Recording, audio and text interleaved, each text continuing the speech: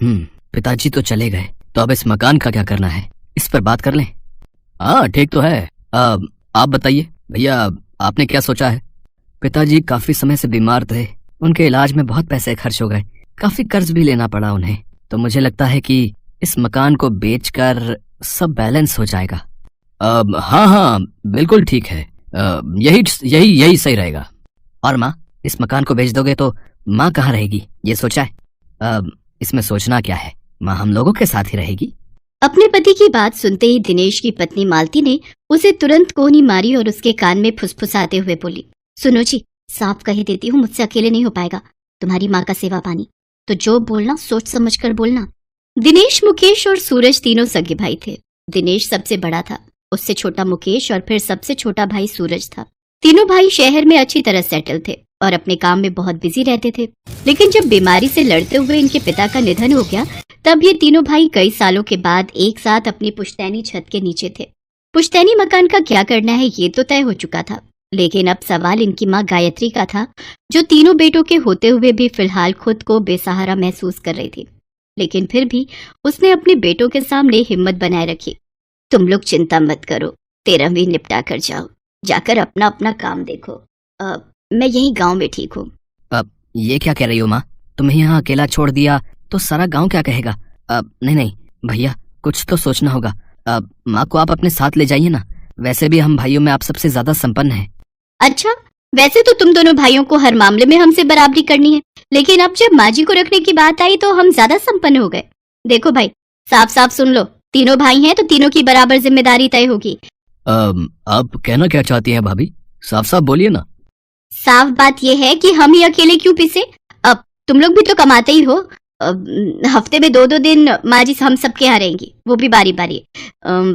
सोम मंगल हमारे यहाँ, बुध बृहस्पति मुकेश भैया के यहाँ, और शुक्रवार और शनिवार को सूरज तुम देख लेना। लेकिन मेरी तो अभी शादी भी नहीं हुई, तो मैं बस सूरज, तेरी भाभी ने जो कह दिया बस वही फाइनल है, यही सही रहेगा। माँ बारी बारी हम तीनों के पास रहेगी, इससे किसी पर ज्यादा बोझ भी नहीं पड़ेगा और सबको माँ के साथ रहने का मौका भी मिल जाएगा। लेकिन पापा, 1 वीक में तो 7 डेज होते हैं, दादी संडे को कहाँ रहेंगी? दिनेश की 8 साल की बेटी रिंकी की बात सुनकर वहाँ खड़े सभी लोग एक दूसरे का मुंह देखने लगे। असल में संडे के दिन सबकी छुट्टी होती थी और कोई भी उस दिन गायत्री को अपने साथ नहीं रखना चाहता था। मेरी तरफ मत देखिए आप लोग, मैं अमूमन संडे को घर पर नहीं रहता, तो मेरे लिए पॉसिबल ही नहीं है। मुझ पर तो 2 दिन ही भारी हैं। भैया मेरे लिए भी मुश्किल हो जाएगा, वो क्या है ना, रागिनी हर संडे अपने मायके जाती है, तो संडे को तो आपको ही मैनेज करना पड़ेगा। अरे ऐसे कैसे, हमें भी तो एक ही संडे मिलता है, कितने काम निकल आते हैं और फिर हमें घूमना फिरना नहीं होता क्या? गायत्री ये सब कुछ देख और सुन रही थी। यहाँ उसके बेटों के बीच उसका बंटवारा हो रहा था, वो भी बिना उसकी मर्जी पूछे हुए। लेकिन गायत्री का ध्यान फिलहाल इस बात पर था कि उसकी वजह से उसके बेटे परेशान हो रहे हैं। तुम लोग परेशान मत हो, मसला इतवार का ही है ना। ऐसा करना, इतवार को मुझे किसी मंदिर में छोड़ आया करना। हफ्ते में एक दिन भजन कीर्तन भी तो होना चाहिए इस उम्र में। गायत्री की बात सुनते ही तीनों भाइयों के चेहरे खिल उठे। गायत्री ने उनकी मुसीबत पल भर में हल जो कर दी थी। तीनों भाई वापस शहर आ गए।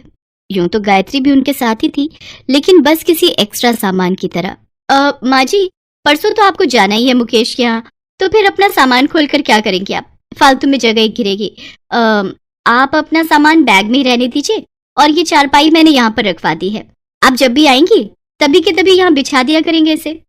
बड़ी बहू मालती की बातों से साफ पता चल रहा था कि गायत्री उसके लिए एक बिन बुलाए मेहमान से बढ़कर कुछ नहीं है। गायत्री चुपचाप 2 दिनों तक अपनी चारपाई पर किसी सामान की तरह पड़ी रही। फिर बारी आई मझले भाई मुकेश की, जिसके घर भी हालात कुछ अलग नहीं थे, बल्कि पहले से बदतर ही थे। बहू, वो शायद तुम्हें मुकेश ने बताया नहीं, मैं प्याज और लहसुन नहीं खाती, तो अब क्या आपके लिए अलग से खाना पकेगा यहाँ? देखिए माँ जी, अब तक आप जो खाती थी या जो करती थी वो सब भूल जाइए। जितने दिन यहाँ रहेंगी, यहाँ के हिसाब से रहना होगा आपको। चलिए अब जल्दी से ये प्याज लहसुन छील कर पीस दीजिए, और हाँ, इसके बाद जरा आटा लगाकर रोटियां भी बना देना। ये बोल रहे थे कि जब तक आप यहाँ हैं तो आपके हाथों की रोटियां ही खाएंगे। इतना कहकर रागिनी वहां से चली गई और गायत्री आंखों में आंसू भरकर वो सब करने लगी जो रागिनी ने उससे कहा। गायत्री ने कभी प्याज लहसुन को हाथ तक नहीं लगाया था, लेकिन अब हालात उसके बस में नहीं थे। उसने प्याज लहसुन के साथ खाना पकाया तो जरूर, मगर खाया नहीं। लेकिन इस बात की भी किसी को परवाह नहीं थी। दिनेश और मुकेश के घर तो जैसे तैसे समय कट गया और फिर बारी आई सबसे छोटे बेटे सूरज की, जो एक बैचलर था और एक आईटी कंपनी में जॉब करता था। सूरज को रहने के लिए उसकी कंपनी से एक फ्लैट मिला हुआ था, जिसकी छोटी सी किचन में अब अगले 2 दिनों के लिए गायत्री का बसेरा था।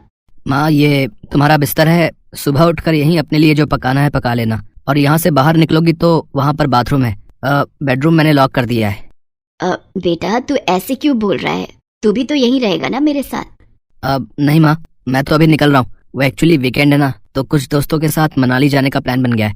मैं मंडे तक ही वापस आऊंगा। आप आराम से रहो यहाँ। संडे को तो वैसे भी आपको मंदिर ही जाना है ना। मैं आपके लिए कैब बुक कर दूंगा, वो आपको यहीं से ले जाएगी। हाँ माँ, जाते हुए फ्लैट की चाबी सामने वाले पड़ोसियों को दे जाना। ओके, तो अब मैं चलता हूँ, मुझे देर हो रही है।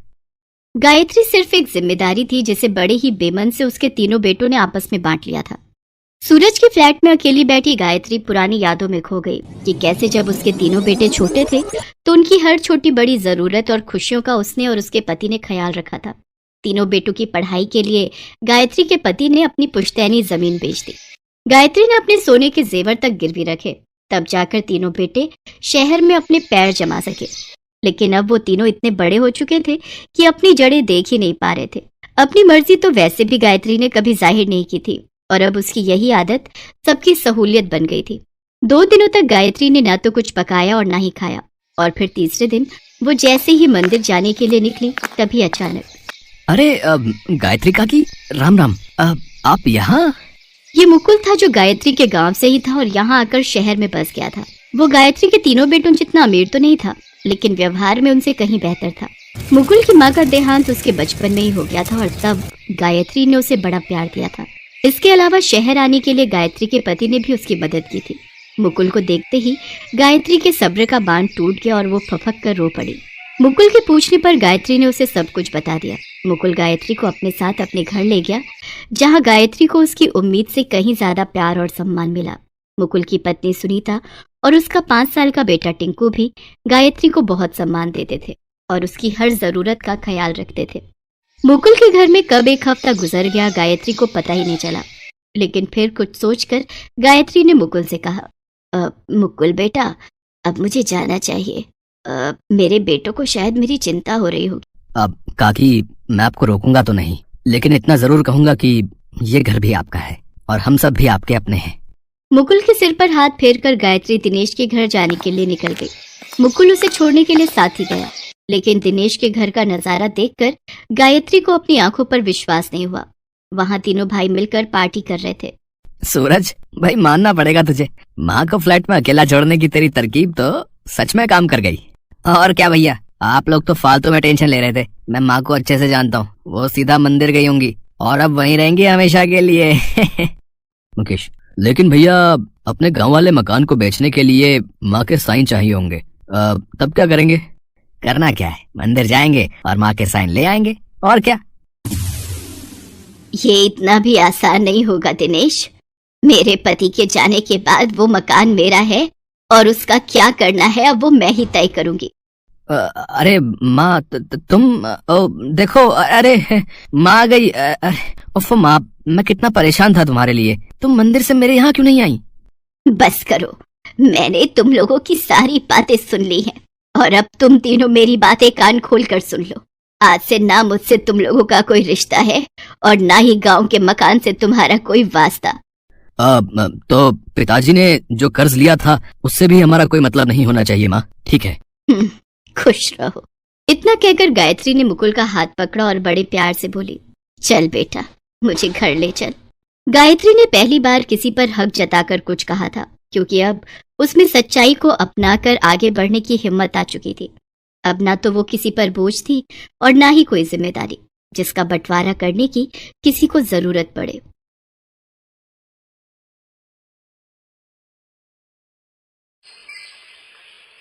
मानसी एक बहुत ही गरीब परिवार की लड़की थी।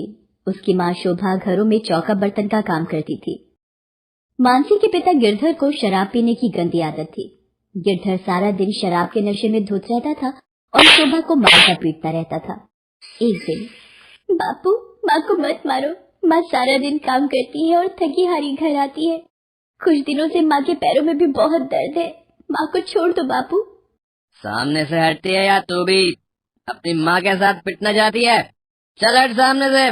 दोनों माँ बेटी ने जिंदगी खराब की हुई है। अब जब तक बोतल अंदर नहीं जाएगी कलेजा ठंडा नहीं होगा मेरा।